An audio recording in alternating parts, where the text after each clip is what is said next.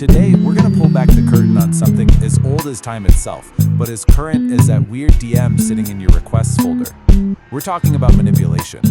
We're going to deconstruct the manipulator's playbook, piece by piece, to show you the tactics that have been used for centuries to influence, control, and, well, to deceive. Okay, so check this out. On the left, you've got this breathless, over-the-top letter from a scandalous affair back in the 1800s. And on the right, a story from a modern online forum. They're separated by more than 200 years, but listen to that language. It's almost identical, right? Super intense, super fast. It's an incredible example of a crucial truth. The playbook for seduction and manipulation, it really hasn't changed. The stage is just different. You know, whether it's written on perfumed letters or sent in an urgent late-night text, the script is timeless. So let's break it down into 3 acts. First up, we've got the opening move, the grand seduction. This is where the manipulator works to create this overwhelming, completely intoxicating connection right from the jump. And the #1 tactic in this opening phase is something called love bombing. Now, this isn't just someone being charming or paying you attention. No, this is a full-on campaign of affection, and it's designed to completely sweep you off your feet. Look, a healthy partner is present and interested, for sure, but a love bomber, they shower you with attention in a way that's meant to consume you. The goal isn't really connection, it's all about control.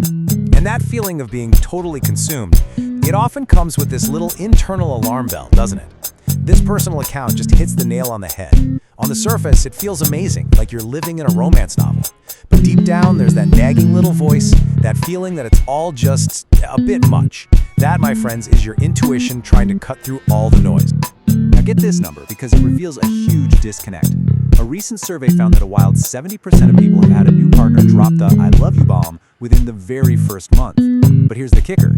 That same survey showed that most of us believe those words should probably wait for at least 4 to 6 months. That massive gap right there shows you just how common this too fast, too soon approach really is. It plays on our desire for love while completely short-circuiting the natural, healthy pace of a real relationship. So, this all begs the question, right?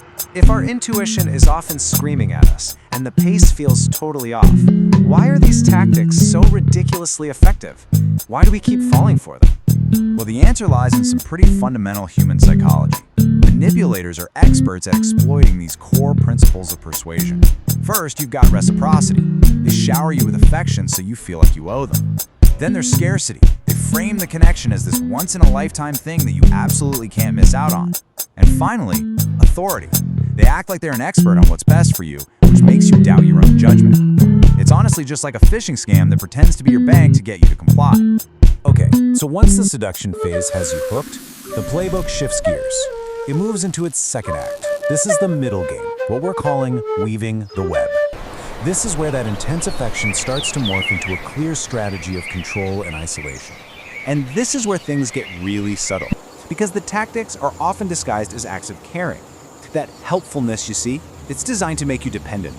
Protectiveness becomes this convenient cover for intense jealousy. And gifts? Well, they aren't given freely. They're used to create guilt and a sense of obligation, making it that much harder for you to see other people or, just be independent. Think about it. In the classic 18th century novel, Lazy as Ans Dangerous, the whole plot revolves around characters driving wedges between people to isolate their targets. The modern version? It sounds almost exactly the same. The manipulator uses their supposed generosity, "I bought you all these nice things," as a weapon. It makes their victim feel guilty for wanting any kind of life outside the relationship, effectively cutting them off from their support system. This whole strategy of slowly escalating control, it's perfectly illustrated by the true story of a Cold War spy case involving a Marine named Clayton Lonetree.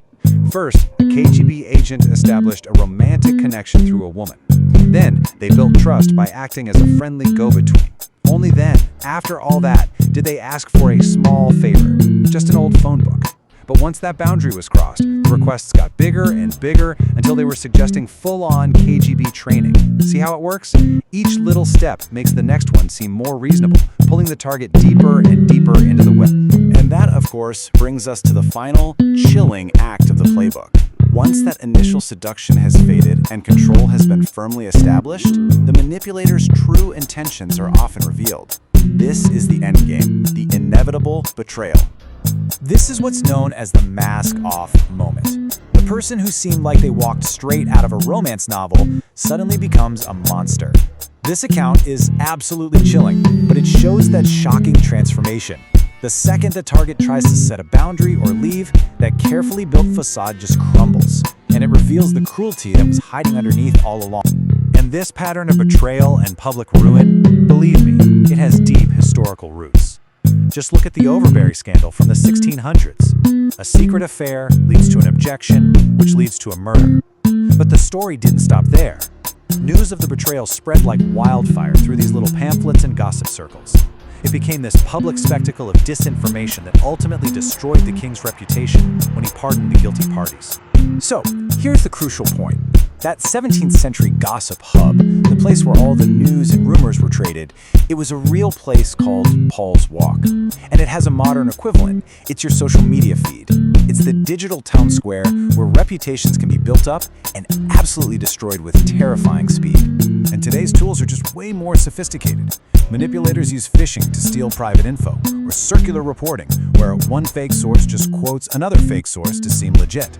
They use gaslighting to make you question your own sanity. They can even use deepfakes to create evidence out of thin air. The technology is always evolving, but the goal, controlling the narrative and betraying trust, that stays exactly the same. All right, so now that we've taken the playbook apart, let's turn to the most important part, your defense. This is your counter move. This is where you learn how to spot the plays before the game is already over. At its core, a manipulative approach is almost always a mix of these four elements. They exploit our emotions using flattery or guilt to get what they want. They prey on our natural tendency to trust people. They create a totally false sense of urgency, pressuring us to act before we have a chance to think. And crucially, they work to isolate us, cutting us off from friends, family, and even our own intuition. So what are the practical red flags you should actually watch for?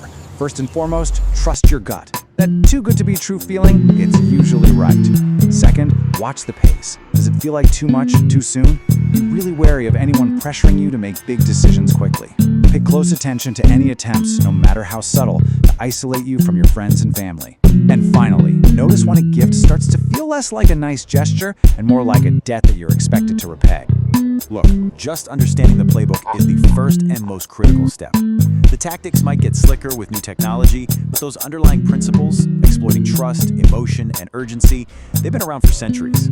And that leaves us with one final and really crucial question to think about. In a world where we are more connected than ever before, how do you protect your most valuable asset, your trust?